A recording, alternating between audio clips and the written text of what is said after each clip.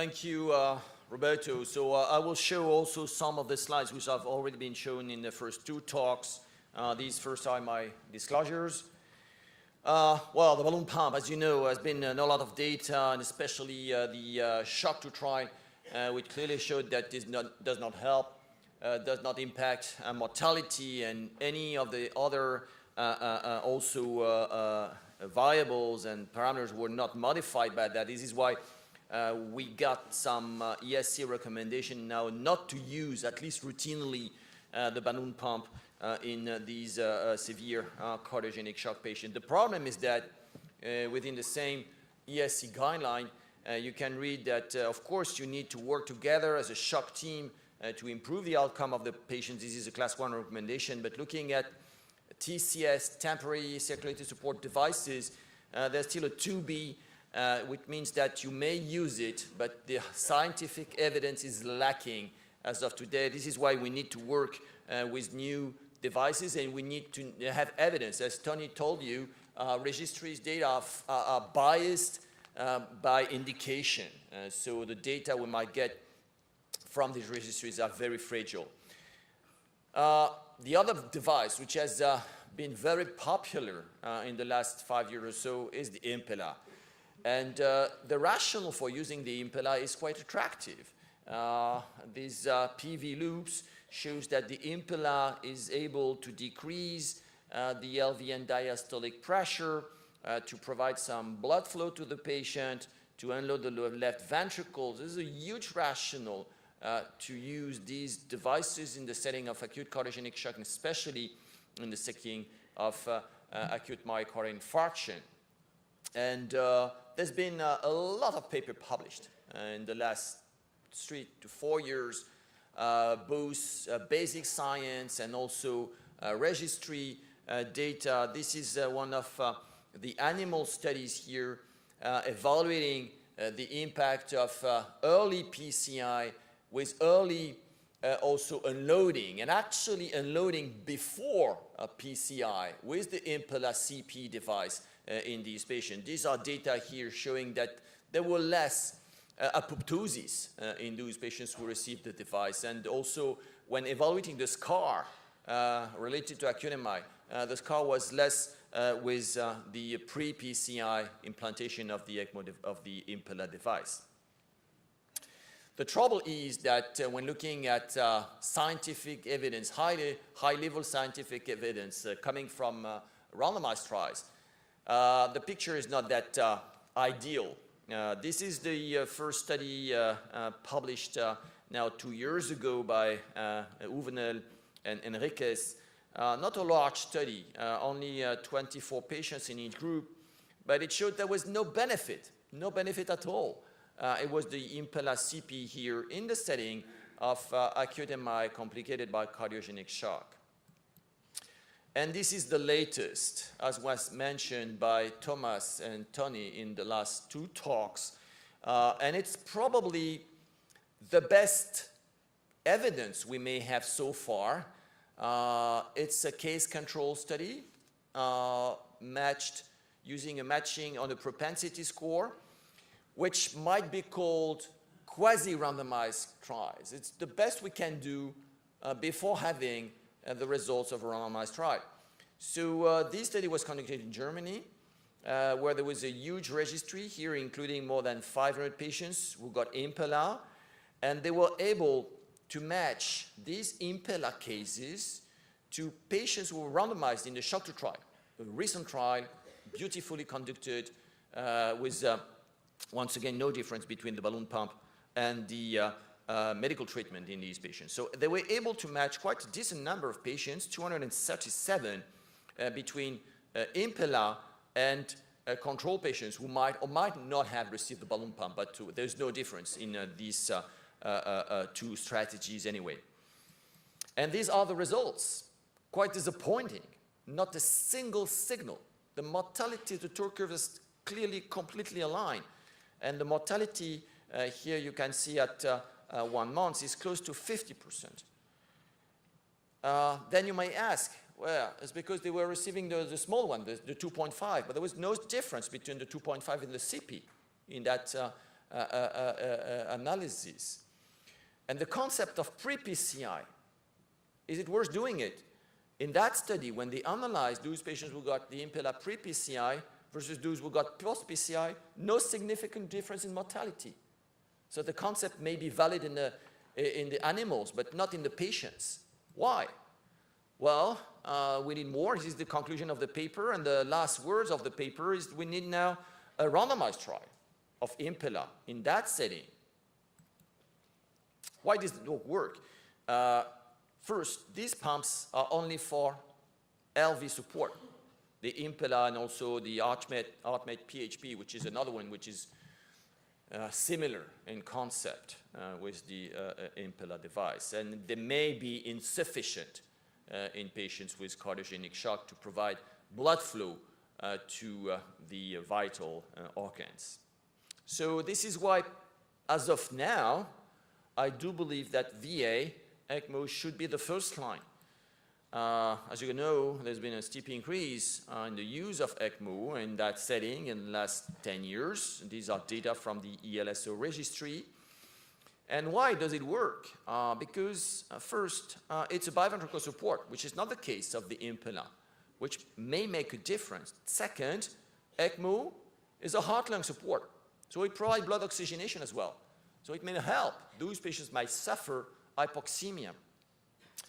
As you know, it's been discussed, it can be rapidly deployed at the bedside. Now we use only strictly percutaneous cannulation, probably with better results as well. The blood flow is stable, and it's probably the only way to provide sufficient blood flow to the vital organs, the organs in the abdomen. And last but not the least, the cost is much lower. We're talking about 1,000, 2,000 euros. In comparison, the Impella is more than 15,000. It may be even more in some countries. So we have some also registry data. These are data from our group here showing that with VA, we might reach up to 50% survival. Look here, was only refractory cardiogenic shock. Those patients were dying with the classical medical treatments. Still, there are some, up to 2/3 of these patients were rescued, were successfully weaned from the device without the need for a VAD or for a heart transplant, which is also encouraging. So these are the results on that slide of the SHOCK 2 trial, once again, the balloon pump versus the control. These are the results here of the culprit, and definitely we need to now reopen the culprit artery and not try to do all the arteries at the same time. There was here a benefit for this strategy, and here is the results of our series of severe and refractory cardiogenic shock, and the status of these patients is completely different. Lactate was above 7, pH was low, most of these patients was intubated, very high dose catecholamine, so we are not talking about the same patient, and still the mortality here we reached was very close to the mortality reached by more classical intervention. So there is a rationale for using that. Well, ECMO is not the panacea. ECMO increases LV afterload, which is a major problem. Okay, it drains the right side, which might be very helpful, for example, for patients with pulmonary hypertension, pulmonary embolism.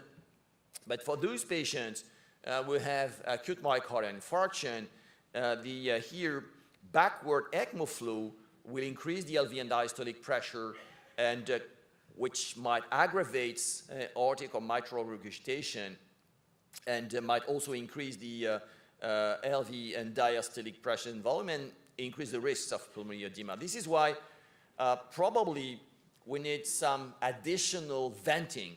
This is here the same picture with a PV loop showing that here in blue you have the baseline PV loop of a patient with severe cardiogenic shock, and if you had ECMO on that, you can see here that there is an increase in the LV and diastolic pressure with the full ECMO flow. It's clearly here what might cause pulmonary edema in these patients. So there's many options.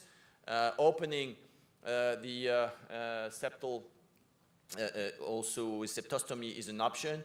We have been using the balloon pump a lot over the last few years. We have shown in a small physiology paper that the balloon pump is able to decrease Here, the pulmonary artery pressure, especially for those patients who have baseline wedge pressure over 15. And this, on that study, we put the patient on VA. They were also on the balloon pump. We stopped the balloon pump and restarted the balloon pump, and we clearly were able to show that there is definitely an impact of the balloon pump. There might be also an impact on mortality. These are data from Japan, a large registry. This is the survival curve here adjusted for confounders, and those patients will receive the combination of the balloon plus VA at better survival. And the other way around is to combine the Impella with the ECMO device, which is a very expensive strategy. It's been called ECPella or ECMELA sometimes. And we have some data. This is a proof of concept study which has just been published in JACC, heart failure, suggesting that it's feasible. But once again, the conclusion now is we need more, and more is a prospective randomized study to investigate this approach. This is why we definitely need those studies now. And the first one should be a trial of VA, ECMO, in the setting of acute MI cardiogenic shock. And this actually was suggested by Judith Hochman when she wrote the editorial coming with the New England culprit study. Look here, the last sentence. ECMO for cardiogenic shock should be subjected to the same rigorous randomized clinical trial methodology that were used by Olga Tille in the culprit shock trial. We need to do it. And why? When looking here, it's very interesting data. It's not in the main paper. It's in the appendix of the New England culprit study. It's the table showing the reason for death in these patients with acute MI and cardiogenic shock. And most of these patients died of refractory cardiogenic shock, not of brain death, because some of them obviously had cardiac arrest, but the most frequent cause of death was refractory cardiogenic shock. There's room for improvement here. There's room for salvaging these patients, rescuing these patients, and ECMO might do it. Tony talked to you about the EuroSHOCK, which is going to be conducted in the UK mainly, and we have also in France the ANCHOR study, which is going to test in patients with cardiogenic shock, but not refractory cardiogenic shock. Basically, we have the same entry criteria. It's very similar also to the criteria of the ABP-SHOCK trial. Patients who have low blood pressure, we need some catecholamine support, lactate over 2, urine output less than 30 ml per hour, and clammy skin, etc. And they will be randomized in a group where there will be immediate insertion of the balloon pump plus the ECMO device, and another group will receive the medical conventional treatment, and with the provision of rescue ECMO in very limited number of situations. And it's going to be also mandatory validation by an education committee to go for ECMO in these patients. And the primary endpoint is going to be treatment failure. In that study, defined as deaths in the ECMO group or deaths or rescue ECMO in the controls. And the main secondary, of course, will be a mortality at day 30. This is what we hope. I'm sure that there's going to be a third study conducted in Germany by Olga Tille, also coming virtually at the same time. So I hope in maybe 2, 3, 4 years from now, we will have the results of these big trials and be able to answer the question. Thank you very much.